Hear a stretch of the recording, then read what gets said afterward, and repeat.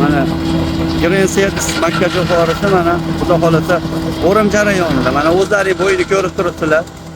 Kombayn bilan mana o'rim jarayonida xudo xolasa mana. Kombayn mana.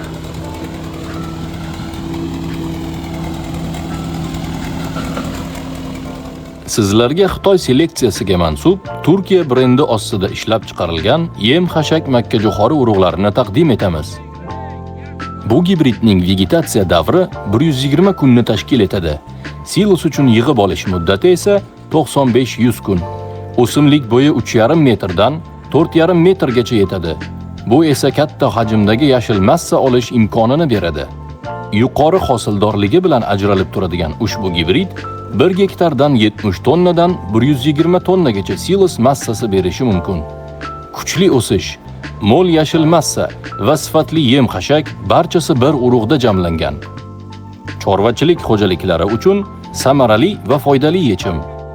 Ko'rsatilgan raqamlarga murojaat qiling. Batafsil ma'lumot beramiz.